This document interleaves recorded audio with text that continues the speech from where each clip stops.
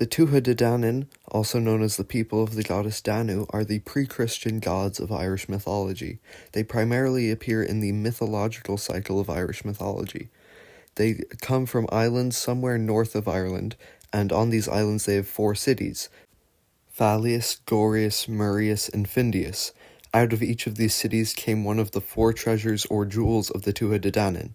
Out of Fallius came Leafall, the Stone of Kings, which would cry out beneath the king who took sovereignty of Ireland, and one of the standing stones on the hill of Tara has been supposedly identified as Leafall, although I've never heard any crying out from it.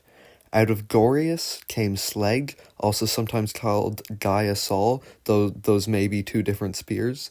No battle was ever sustained against it or the man who held it. Out of Murius came Cor Onsic, the Dagda's cauldron, which could create an endless amount of food. Out of Findius came Clive Solis, the Sword of Light. Once it was unsheathed, you couldn't escape from it, and it is also sometimes called Nuada's Connell. A Connell is a torch.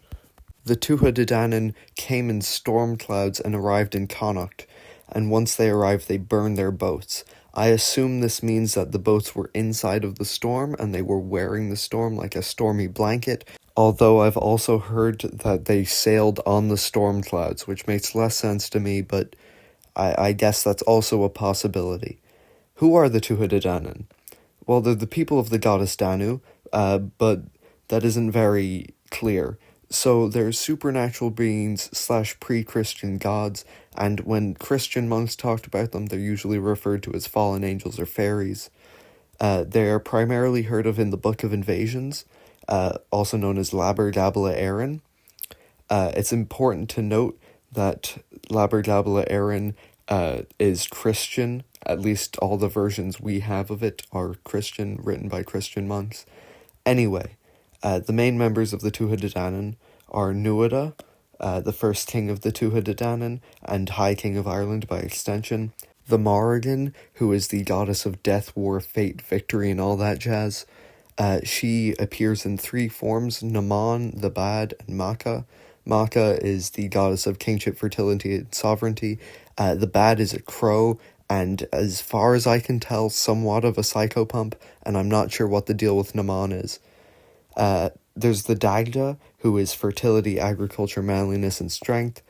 He is a druid, the chief god, and he is also sometimes called the Allfather, which is interesting since that's one of the titles of Odin. He has a harp called Uadna, and a staff called Lord Mor, which can kill people with one side and bring them back to life with the other. Next is Manannán Mac Lir, son of the sea. That's what Mac Lir means. Mac means sun, Lir means sea. He has dominion over Tir na Nog, which is also sometimes called Amon Oblak, Mag Mel, or Tir Tangira. He can control the weather. He has a boat called Scuba Twina, or Wave Sweeper, which is autonomous. You know, the autonomous vehicle is the brainchild of Irish mythology. That is not original whatsoever. Irish myths created that. I'm sorry for stealing your thing, but that I thought it was smart. Next is Ainvar of the Flowing Mane, which is a horse that can gallop on land and sea alike. Next is Fragrot the Answerer, which could cut through any mail, and Gaeltacht the Retaliator, which every wound it made was mortal. He also had a spotted cow, which could produce an infinite amount of milk, and 7 pigs, which could be killed and resurrected, similar to those 2 goats that Thor has. Next up is Dian Cecht, who is the god of healing and the son of the Dagda. Then there's Goibnu, who is the god of smithing, Angus Ode, who is the god of love, Oma, who is the god of learning, scholars, linguistics, all that jazz, and he also invented Ohm, the alphabet, which is inconsistent in my experience. I don't think anyone seems to know the correct letter P in Ohm. That's just my experience, though. Next is Brigid, who is the goddess of domesticated animals. She has 2 pets, the king of boars and the king of wethers, wethers being castrated rams. back to the story. So the Tuatha Danann arrive in Connacht, they burn their boats to show that they won't be going back, and then they block out the sun for 3 days. Then they encounter the Fir Bolg. The Fir Bolg are humans who also want Ireland, and they come from Greece. They were also there before the Tuatha Danann.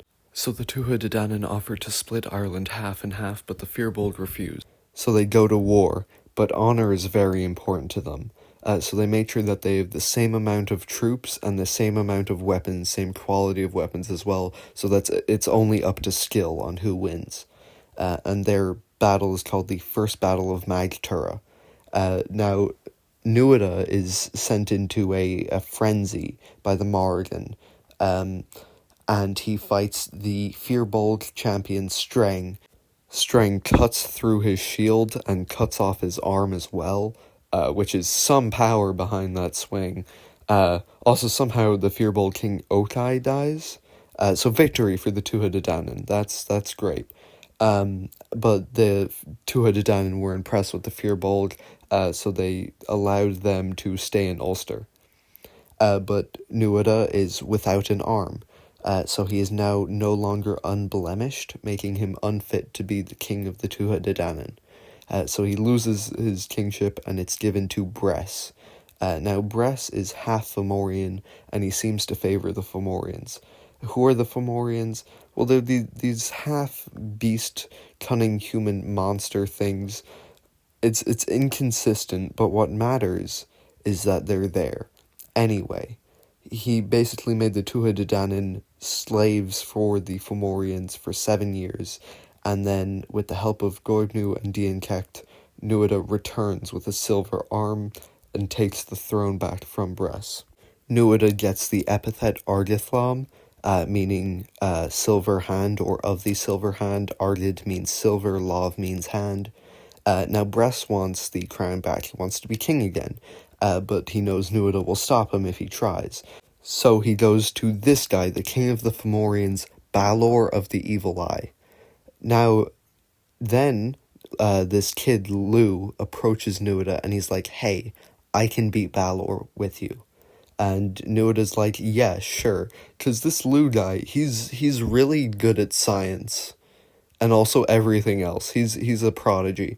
So where did Lou come from? Who's this kid? Do you remember when Bress was king? During that time, some of the Tuatha Danann married some of the Fomorians, and out of that came Lou. Now Lou, he's called Samaldonach, meaning equally skilled in many arts, Ildonach, meaning skilled in many arts, Lavfada, meaning of the long arm or of the long hand. He's half Fomorian on his mother's side. He's sometimes the sun god, and he's the grandson of Balor. He's also 7 years old at most.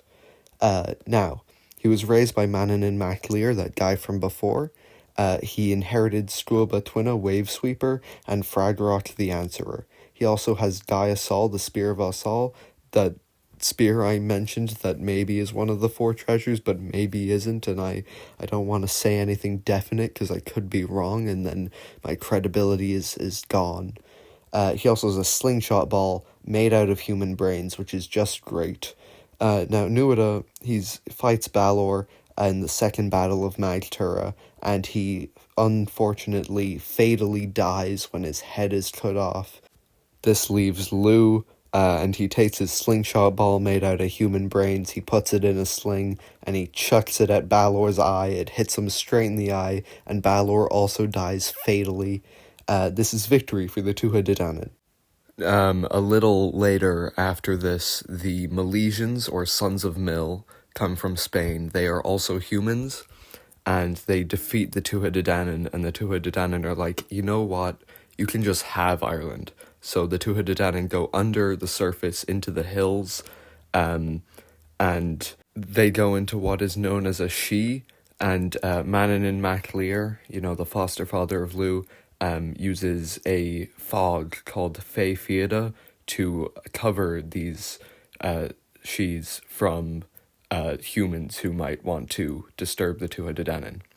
And that's the end. Yep. Please like and subscribe and do all that stuff if you enjoyed. I plan to do much more like this in the future. So, yeah, thanks for watching, and goodbye.